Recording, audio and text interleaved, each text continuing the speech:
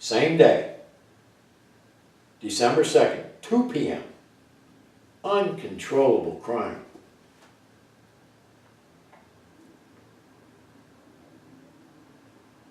This is very difficult for me. Kay explained, or I explained to Kay, I have a lump like a hardened clay around my heart, 2 pains over my kidneys, contractions and cramps in my guts and throughout my stomach. My chest is tight like a heart attack coming on. My throat constricted. My neck stiff.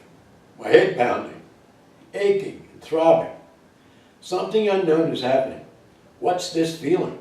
I've never experienced anything like it before in my entire life. Why now? Why uncontrollable crying?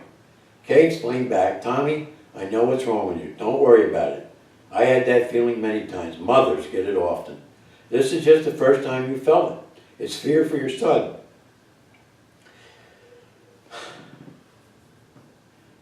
I had it for weeks, sometimes for months. The fear lasted for many days until the phone rang. A ham operator said, your son, Patrick Francis Little III, is safe and sound as a United States Marine at Paris Island. Hoorah! And the pain went away. Immediately it disappeared. Pat's a warrior under protection of the Corps.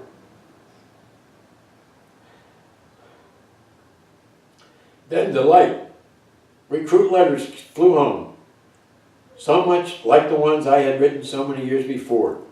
His DI was a total pain in the ass. Plenty of hoorahs, plenty of on guard, till 01:30. Pat, secure, I said to Kay. He's starting to talk like a Marine. Spring 1983.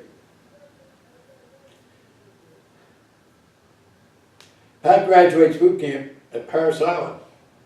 Kay and I drove all night to watch the morning ceremony on the famous grinder. What a thrill entering the gates at PI. Order in the air everywhere.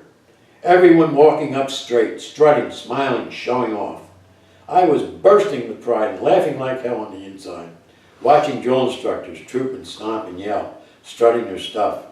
Kay was really impressed. She told me she finally understood where I was coming from all these years.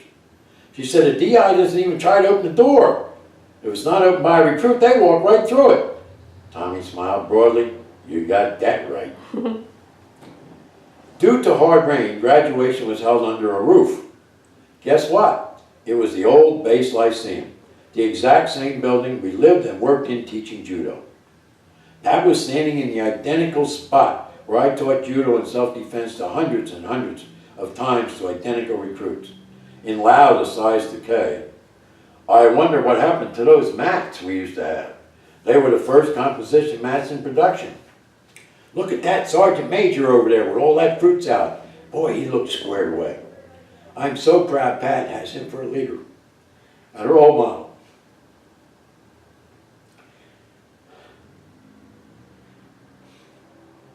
The DI's barking, the recruits studying. Lean back, guide right, cover down, left, right, left, platoon, ho! Left, who's, open ranks, ho! Dress right, dress, ready, front, at ease.